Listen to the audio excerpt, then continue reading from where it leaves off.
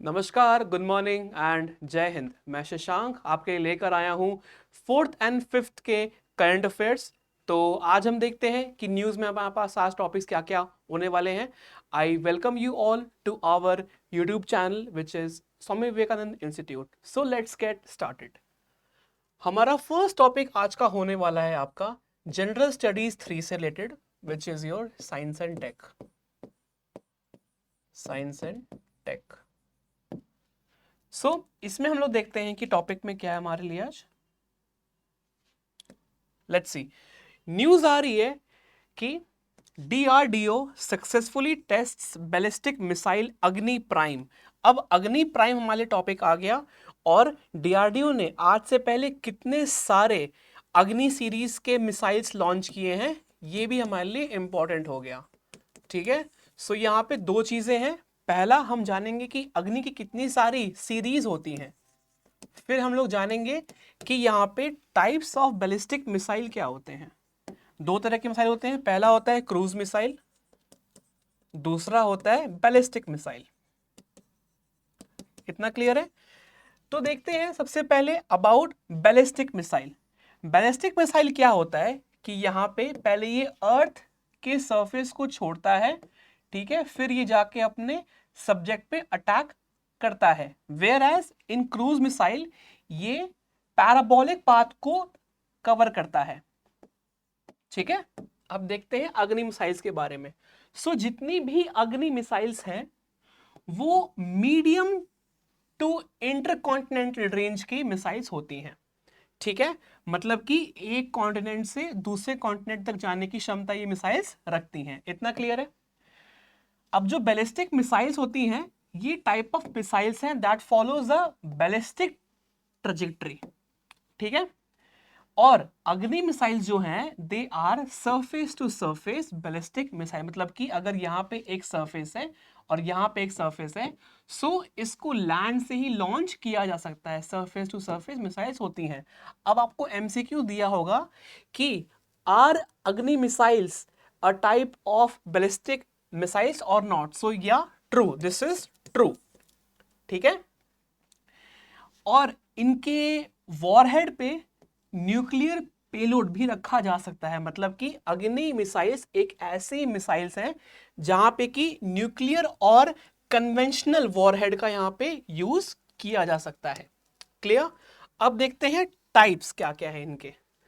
पहला, सबसे पहला जो हुआ था वो 1989 में हुआ था आपका लॉन्च। ये जो अग्नि सीरीज होती है ना वो ये 1989 में लॉन्च हुआ था as a part of integrated guided missile development programme which is IGMDP। ठीक है, और ये जो है जो अग्नि 1 है ये सबसे ज्यादा छोटी रेंज की मिसाइल्स होती हैं which has the 2 stage solid fuel missile system. और इनका जो रेंज होता है वो 700 किलोमीटर तक का होता है। ये सारा बहुत इंपॉर्टेंट है क्योंकि एग्जाम में क्या आएगा कि अग्नि 1 और अग्नि 2 के बारे में कंपैरिजन दिया होगा कि कौन सा कितने रेंज में आता है। नाउ हमको ये क्लियर होना चाहिए कि इसका रेंज है 700 किलोमीटर, वेयर एज अग्नि 2 की बात करें सो इसका रेंज आता है कम से कम आपका 2000 किलोमीटर तक का। ठीक है, और ये भी जो है ये आपका सिंगल सॉलिड फ्यूल है जो कि 2 स्टेजेस में आता है। इसका क्या मतलब हुआ? फॉर एग्जाम्पल हर एक रॉकेट के अपने अपने स्टेजेस होते हैं। फॉर एग्जाम्पल लिक्विड भी हो सकता है, हाइड्रोजन बेस भी हो सकता है। ठीक है, जितने स्टेजेस होंगे उतनी ज्यादा यहां पे रेंज ज्यादा होगी। ठीक है, जितना ज्यादा यहां पे होगा इसका स्टेज उतनी ज्यादा रेंज। नेक्स्ट देखते हैं। नेक्स्ट है अग्नि 3 इंटरमीडिएट रेंज। ठीक है, ये देखते हैं हम लोग। इसमें क्या आता है कि आपका रेंज कम से कम है 2500 किलोमीटर तक। हमने इससे पहले क्या देखा था? 2000 किलोमीटर। अग्नि 2 तक तो 2000 था, बट अग्नि 3 जैसे ही आया यहां पे प्लस 500 किलोमीटर और ऐड हो गया। ठीक है, ये आपका two stage ballistic missile with solid propellant engine है, ठीक है। इसकी जो एक्यूरेसी है एज पर अग्नि 2 एंड एज पर अग्नि 1 बहुत ज्यादा इंप्रूव्ड हुई है, क्लियर। और इसी के साथ मैं अगर बात करूं, so it has ensured a precise targeting system, ठीक है, इतना क्लियर है। नाउ अग्नि 4 की बात की जाए अगर, सो ये आपका लॉन्ग रेंज बैलिस्टिक मिसाइल में आता है, जो कि 3500 किलोमीटर की रेंज को कवर कर सकता है, ओके। और ये मात्र यहां से शुरू हो रहा है, अग्नि 4 से हम लोग कन्वेंशनल एंड न्यूक्लियर वॉरहेड का यहां पे पेलोड इस्तेमाल कर सकते हैं, ठीक है। और बहुत इंपॉर्टेंट चीज, ये लॉन्च किया जाता है मोबाइल प्लेटफॉर्म से, ठीक है। मतलब कि एक लॉन्चिंग व्हीकल यहां पे होता है, ट्रक टाइप का होता है, ठीक है। यहां पे इसको प्लेस किया जाता है, ठीक है, फिर इसको यहां पे लॉन्च किया जाता है, ठीक है। टेक अ स्क्रीनशॉट, फिर आगे बढ़ते हैं।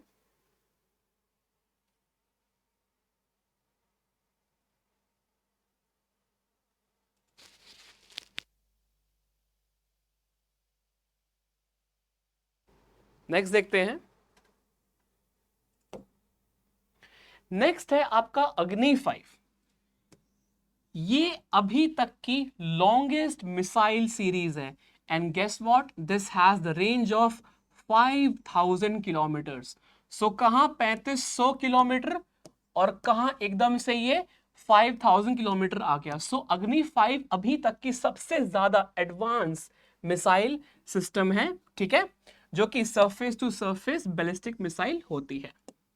अगर बात करें, सो ये 3 stage of solid fuel system पे बेस्ड है, और ये न्यूक्लियर पेलोड कैरी कर सकता है अप टू 1.5 टन्स, ठीक है।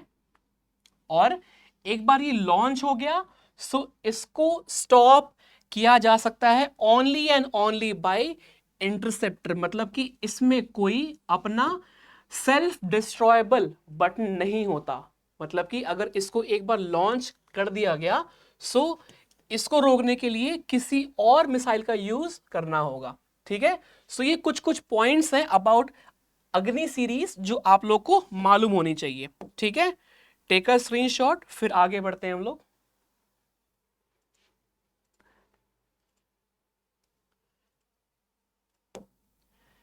नेक्स्ट है हमारा topic Indian economy, general studies 3। Important है, आरबीआई से न्यूज आ रही, देखते हैं क्या है।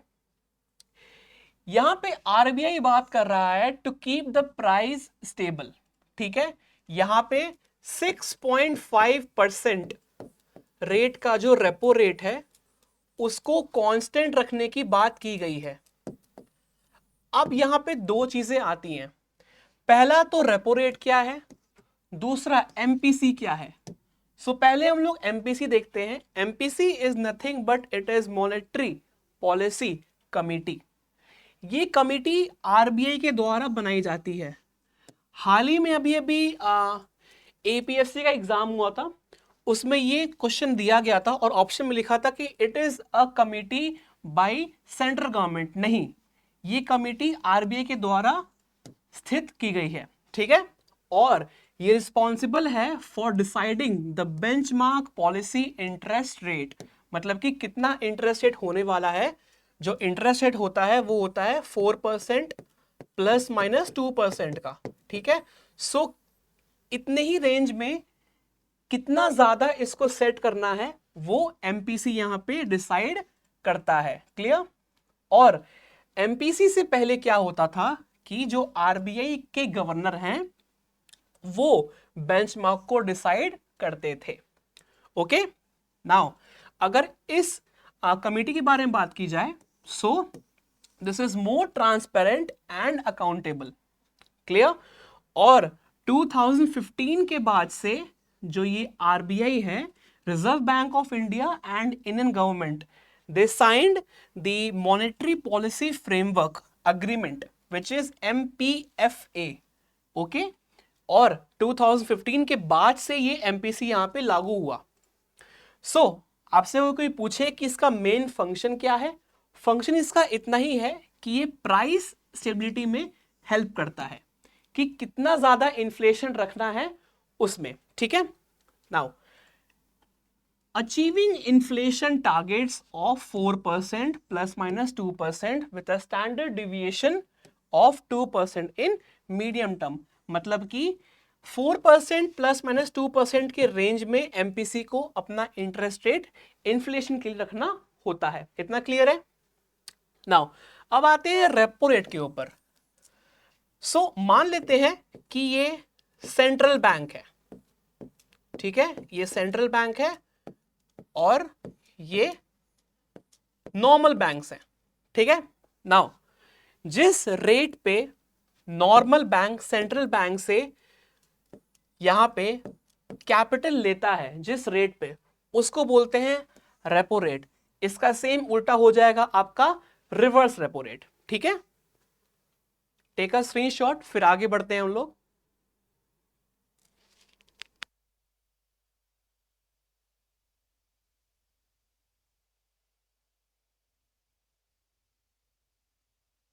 नेक्स्ट देखते हैं कॉन्स्टिट्यूशन ऑफ एमपीसी, ये बना कैसे, ठीक है। देखते हैं। चेयरपर्सन सबको पता है, which is the RBI of governor, he is the chairperson of this monetary policy committee. Clear. Member की बात की जाए सो 9 डेप्यूटी गवर्नर्स हैं इसमें इंचार्ज ऑफ मॉनेटरी पॉलिसी। एक ऑफिशियल मेंबर होगा जो कि नॉमिनेट किया जाएगा by the RBI board. Clear. यहां पे 3 मेंबर होंगे bye the Indian government side, और ये जो नॉमिनीज होंगे ये बेस्ड होंगे on the recommendation of search come selection committee, ठीक है। यहां पे अगर बात की जाए कैबिनेट सेक्रेटरी की, आरबीआई गवर्नर की, secretary of department of economic affairs and 3 experts in economics और banking nominated by the Indian government. So ये सारे यहां पे लोग आपके स्थित होंगे, ठीक है। क्लियर। आगे देखते हैं। Take a screenshot. इंपॉर्टेंट है यहां पे कि एमपीसी के बारे में आ सकता है कि एमपीसी क्या है, एमपीसी का कॉन्स्टिट्यूशन क्या है, एमपीसी कब बना, और एमपीसी का रेट ऑफ इंटरेस्ट सेट करता है वो क्या है। सो 2015 में ये बना। इसका जो रेट ऑफ इंटरेस्ट है वो 4% प्लस माइनस 2% का होता है, और इसका कॉम्पोजिशन आपके सामने दिया हुआ है। नेक्स्ट देखते हैं। Take a screenshot.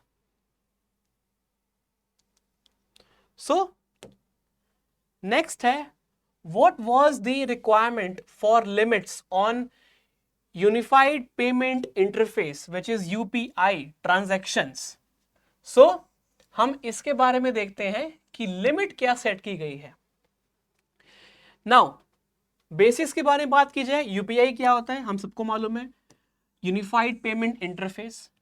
2016 में ये लॉन्च किया गया था by National Payment Corporation of India which is NPCI.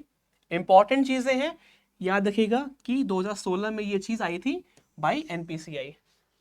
इसका जो ये एक तरह का advance version of payment system है, ठीक है, जो कि ट्रांसफर ऑफ फंड्स के लिए काम आता है।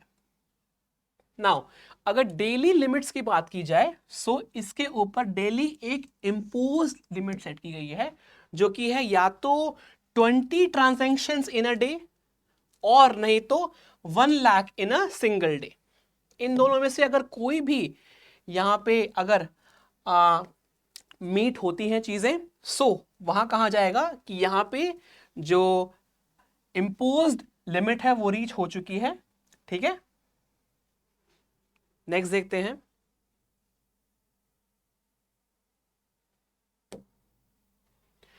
भारत बायोटेक, ये आपका जीएस पेपर 3 में आ गया, science and tech and environment. देखते हैं यहां पे वैक्सीन की बात हो रही है गाइस, ठीक है। Now CDSCA which is central drugs standard control authority of India, ये एक ऐसी संस्था है जो रेगुलेट करती है कोई भी फार्मास्यूटिकल्स, मेडिकल डिवाइसेस कॉस्मेटिक्स, ठीक है, कोई भी अगर चीज मार्केट में लॉन्च हो रही है with respect to the medicine, so यहां पे CDSCA का हाथ होता है। क्लियर? और ये जो संस्था है ये ministry of health and welfare में आती है, health and family welfare. Okay, इसका रोल क्या है कि सारे के सारे मेडिसिनल डिवाइसेस को रिव्यू करना, उनको देखना कि इनमें क्या क्या खामियां हैं और उनको यहां पे एक तरह से रिव्यू देना। इसका हेडक्वार्टर कहां पे है? न्यू दिल्ली में है।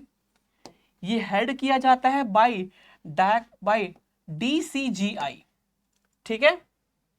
और मैं अगर बात करूं ड्रग्स एंड कॉस्मेटिक एक्ट की, जो कि 1940 में आया था, ठीक है, और ये क्रिएट किया गया था by CDSCO to carry out these duties under the act, ठीक है।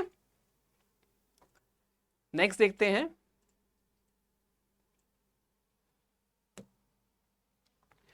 मैं अगर फंक्शंस की बात करूं, सो फंक्शंस क्या क्या है CDSCO का? फंक्शंस है आपका to approve clinical studies conducted on a new medications to ensure safety and efficacy. दूसरा, overseas registration and licensing processes, मतलब कि किसी भी मेडिसिन को अप्रूव होने के बाद उनको एक लाइसेंस मिलता है, ठीक है। फॉर एग्जांपल कोई भी मेडिसिन है, सो उसको मार्केट में आने के लिए दो चीज चाहिए होती है, एक तो मार्केट कैप्चर, दूसरा लाइसेंसिंग। लाइसेंसिंग नहीं होगा तो मतलब कि वो दवाई एक तरह से इलीगल है। सो लाइसेंस कौन देता है? वो देता है CDSCO, मोस्ट इंपॉर्टेंट पॉइंट। इसका इंपोर्ट भी, अगर इंपोर्ट भी करना है सो यहां पे CDSCO ही इन्वॉल्व होगा। कोई भी मेडिसिन को मैन्युफैक्चर करना है, सेल करना है, डिस्ट्रीब्यूट करना है, ये सब का सब CDSCO ही डिसाइड करता है, ठीक है। इतना क्लियर है? तो आगे बढ़ते हैं।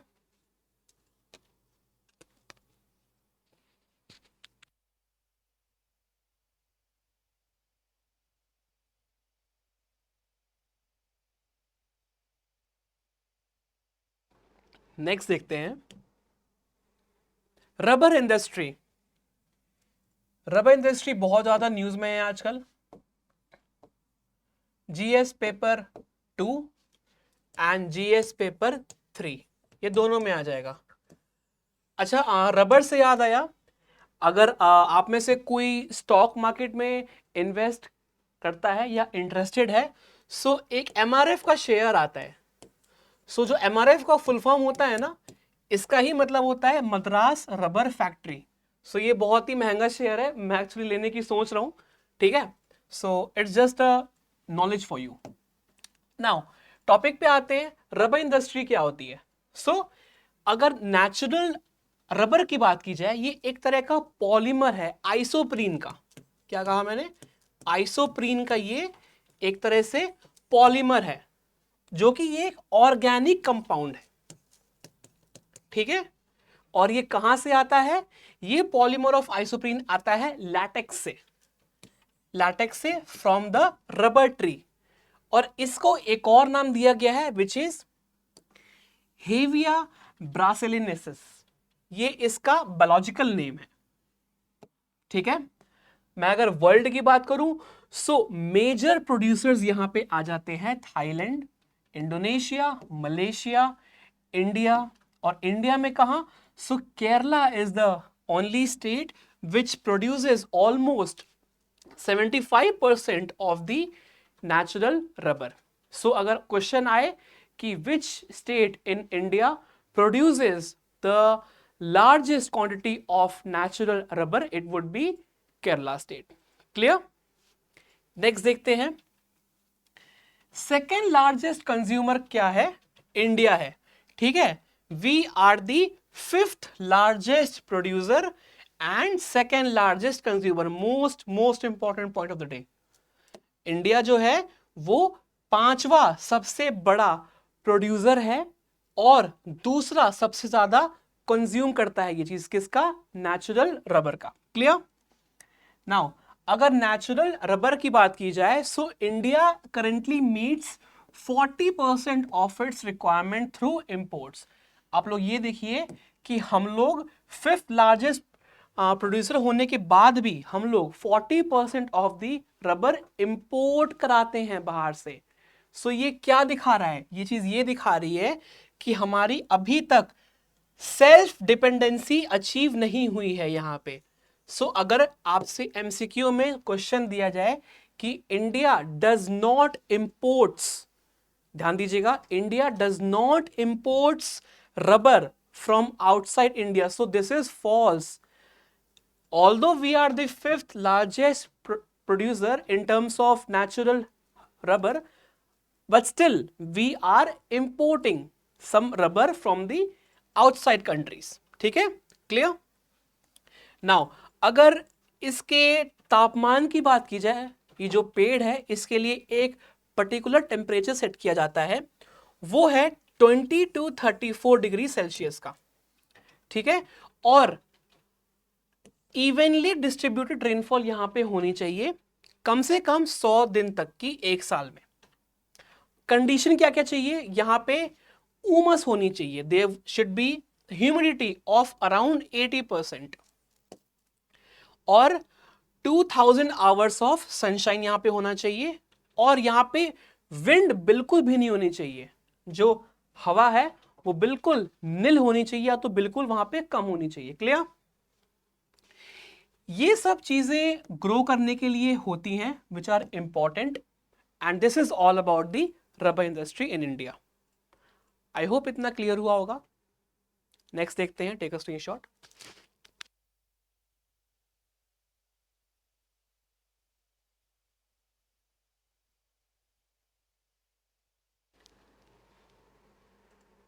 नेक्स्ट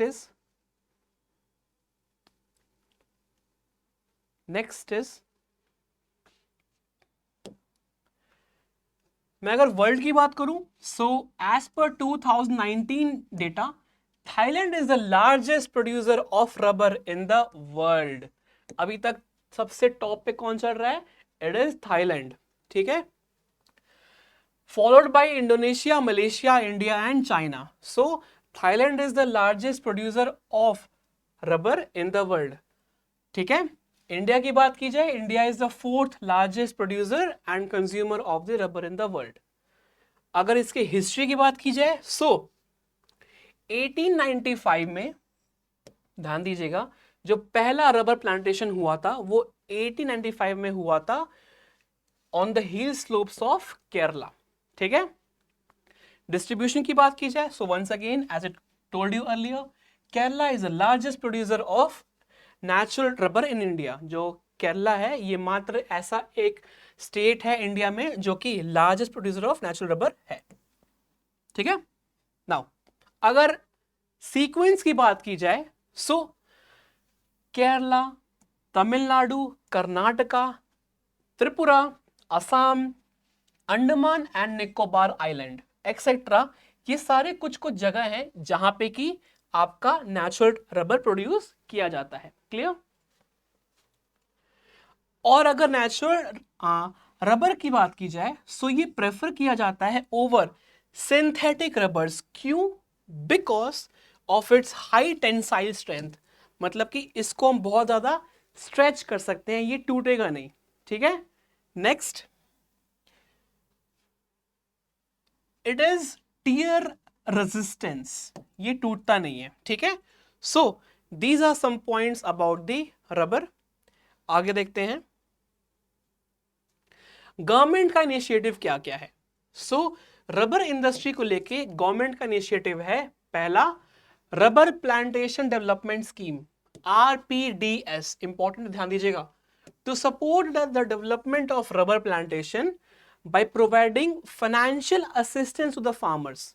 यहां पे क्वेश्चन आ सकता है कि क्या rubber plantation development scheme financial assistance देता है कि नहीं? सो हाँ, रबर ग्रुप प्लानिंग स्कीम, ये देखिए, ये दूसरी स्कीम है, यहां पे फाइनेंशियल इंसेंटिव्स दिया जाता है।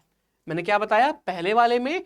आपका फाइनेंशियल असिस्टेंस था, यहां पे फाइनेंशियल इंसेंटिव्स है by the government of India to form rubber farmer groups and societies.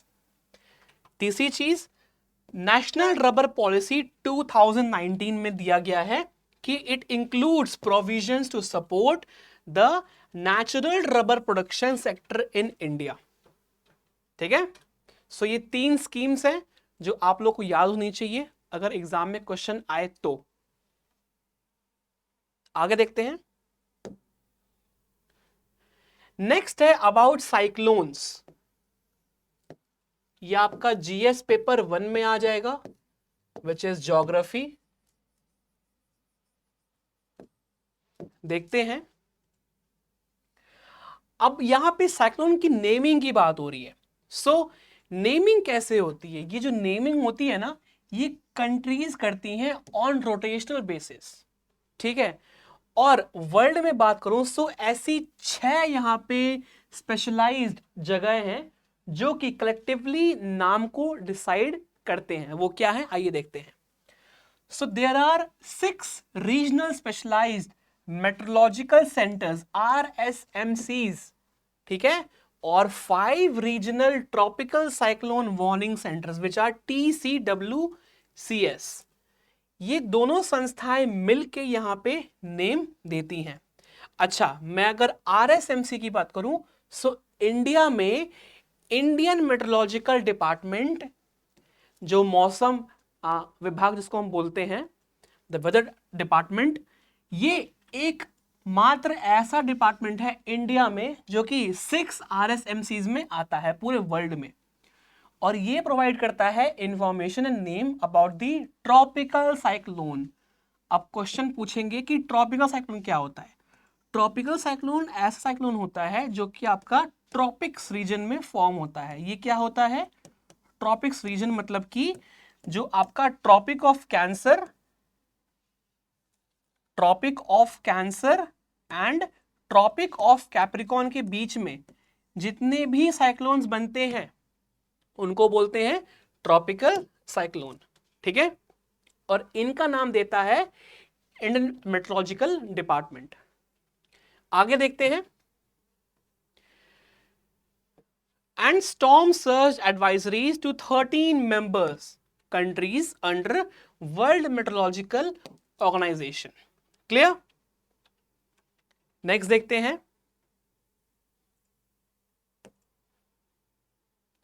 Next is about respiratory syncytial virus. So respiratory syncytial virus क्या होता है देखते हैं। सो हाल ही में यूरोप में क्या हुआ है, यूरोप ने अभी अभी रीजन का सबसे पहला वैक्सीन जो कि रेस्पिरेटरी साइंटियल वायरस, जिसको हम RSV बोलते हैं, उसको अप्रूव किया है।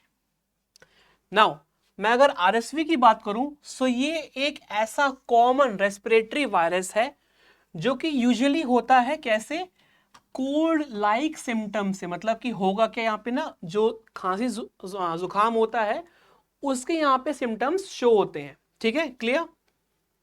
अब बहुत से लोग यहाँ पे 1 हफ्ते में ही रिकवर यहाँ पे हो जाते हैं और बहुत से लोग यहाँ पे रिकवरी में टाइम लेते हैं।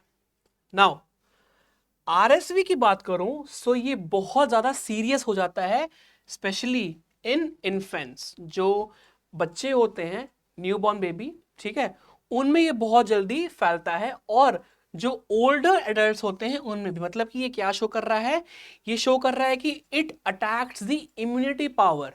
मतलब कि it attacks the white blood cells, WBCs को ये अटैक करता है। ठीक है, और ये जो वायरस है ये पहली बार डिस्कवर किया गया था in the year 1956। Clear?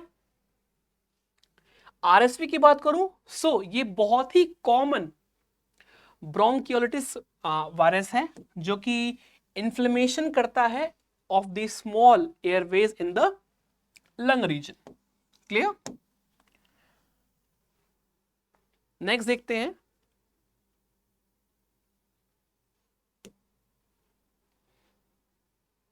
Next है हमारा टॉपिक आज का 5th state food safety index.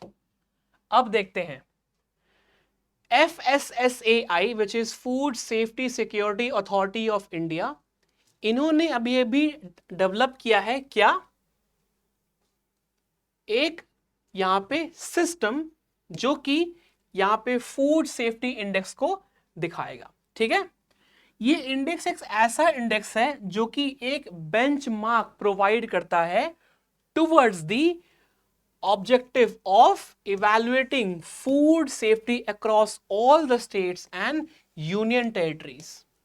ठीक है, अगर इसके पैरामीटर्स की बात की जाए तो यहां पे ह्यूमन रिसोर्स पैरामीटर आ जाता है, इंस्टीट्यूशनल डेटा पैरामीटर आ जाता है, compliance, food testing, infrastructure, surveillance assistance, ये सब कुछ इसमें आ जाता है।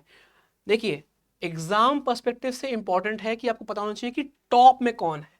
So top performers in this 5th state food safety index are Kerala, Goa and Jammu and Kashmir. ठीक है, सो पहला क्या है? पहला है Kerala, which is the largest state in terms of this 5th state food safety index. दूसरा है गोवा, जो कि स्मॉलर स्टेट में आता है। तीसरा है हमारा भारत का जम्मू एंड कश्मीर का रीजन, ठीक है, जो इंडिया में है, ये भी यहां पे आ जाता है। ठीक है, which is the only union territory. ध्यान दीजिएगा, यहां पे अगर पूछा जाए कि which is the union territory which has been shown in the top performers list in 5th state food safety index, so ये क्या होगा? It is Jammu and Kashmir. ठीक है, about world food safety day. अब फूड की बात हो रही है तो ये सबको मालूम होना चाहिए कि हर साल 7 जून को ये चीज मनाया जाता है। ठीक है, और इसका एम क्या है गाइस? इसका एम है to raise the awareness and encourage the actions to prevent, detect and manage food borne risks. ठीक है, और पहली बार ये ऑब्जर्व किया गया था इन 2019, जिसका थीम था फूड स्टैंडर्ड्स सेव्स लाइव्स। ठीक है, सो एग्जाम पर्सपेक्टिव से कुछ कुछ चीजें यहां पे इंपॉर्टेंट हैं जो कि मार्क भी की गई हैं। आई होप कि आपको आज का वीडियो अच्छा लगा होगा। अगर अच्छा लगा है so give it a like, share and subscribe with your friends. तब तक के लिए keep on studying, keep on revising. जय हिंद एंड टेक केयर।